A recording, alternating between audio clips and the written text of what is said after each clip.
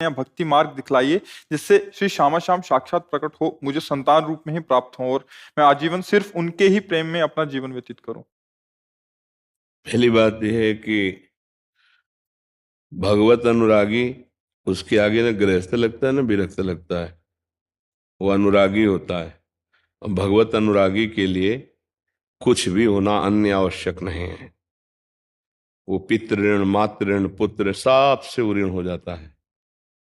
और फिर अगर भगवान को संतान देना है तो आते तो वही हैं इस रूप में, हम पहचान नहीं पाते। तो हमको ये भी नहीं सोचना है कि संतान रूप से आत्मा आती है तो हम फंस जाएंगे।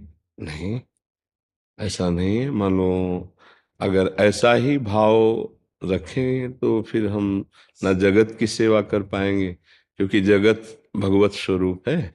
बड़े बड़े महात्माओं को इस संसार की सेवा करनी ही पड़ी है। हजारों लोग शिष्य बनते हैं, तो जैसे पुत्र में फंसा जाता है ऐसे शिष्य में भी फंस के दुर्गति हो सकती है, मित्र में भी फंस के हो सकती है। तो हमें दुर्गति ना हो ये पॉइंट देखना है, संतान ना हो ये पॉइंट नहीं देखना है, या संतान हो इस बात की जिद नहीं करनी। हमें उसे प्रभु को ऊपर छोड़ देना है कि भगवान की जैसी रुचि होगी वैसा हो जाएगा। हमें आराधना भगवान की करनी है। यदि वो हमारे पुत्र रूप में आते हैं तो उनको भी भगवान मानकर हम दुलार करेंगे और अपने कर्तव्य का पालन करेंगे। और रहे कि कोई ऐसा मंत्र, तो प्रभु के नाम में बड़ी सामर्थ है। वो हम चिल्ला चिल्ला के कहते हैं राधा राधा राधा राधा, हरि को खरीद लेने के लिए समर्थ है राधा नाम। अगर हम राधा राधा रट रहे हैं तो किशोरी जी भी प्रसन्न है और लाल जी भी प्रसन्न है। पर हमारी कोई शर्त नहीं होनी चाहिए कि संतान होना चाहिए या नहीं होना चाहिए। इसमें हटा के चतुरासी जी की प्रथम लाइन क्या है? जोई जोई प्यारो करे सुन। बस, तो वही बात हृदय में रख लेनी चाहिए कि प्यारे की अगर इच्छा है तो संतान हो जाएगी, और प्यारे की अगर इच्छा नहीं है, जिसके भाग्य में नहीं, तो खूब डॉक्टरी करवा लो, खूब व्यवस्था करो, पर नहीं संतान होगी।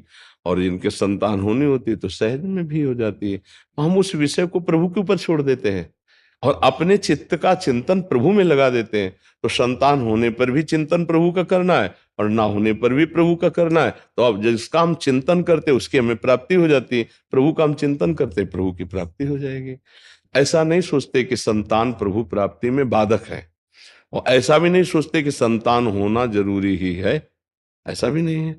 मानव देह हमें मिला, मारो हमारे प्रारब्ध में संतान नहीं है, तो गृहस्थ होते हुए भी संतानें, कितने ऐसे गृहस्थ हैं जिनके पास धन है, वैभव है, पर उनकी स्वयं की संतान नहीं है, क्योंकि उनके प्रारब्ध कर्म में संतान योग नहीं है। चाहे पुत्री हो या पुत्र, संतान योग नहीं। तो अब उनका जीवन व्यर्थ हो जाएगा क्या? नहीं, डट के भजन करो, भगवान की प्राप्ति कर लो, काम खत्म, सब ऋणों से मुक्त हो गए। अच्छा, संतान हो गई तो क्या विमान आ जाएगा क्या तुम्हारे लिए? है, संतान हो गई और वो दुर्गति प्रदान करने वाले आचरण तुमने किए तो तुम्हारा पुत्र महाभागवत थोड़ी पैदा हो जाएगा। तो फिर दुर्गति से थोड़ी बच जाओगे। संतान हो गई तो दुर्गति से बच जाओगे क्या? हाँ, भगवत भक्त संतान हो जाए वो तभी होती जब आप में आचरण हो भक्ति के। ऐसा नहीं होता कि तुम गंदे आचरण करो, पापाचरण करो, तुम्हारी संतान महाभागवत पैदा हो जाए। वो कभी किसी महात्मा का कोई वरदान हो, कोई कृपा हो, बात अलग है। जैसे हिरण्यकश्यप जैसे राक्षसी भाव वाले के यहाँ गर्भ में पुत्र था तो देवर्षि नारद की कृपा हो गई तो भक्त प्रहलाद जी हो गए। ऐसा तो ये तो कभी संयोग संतों की कृपा से, पर पिता के और माता के आचरणों का संतान पर प्रभाव पड़ता है, क्योंकि उसी से तो उसकी रचना होती है। तो हमें लगता है कि हमको इस विषय पर ज्यादा ध्यान नहीं देना चाहिए, ध्यान देना चाहिए मानव जीवन की सफलता पर।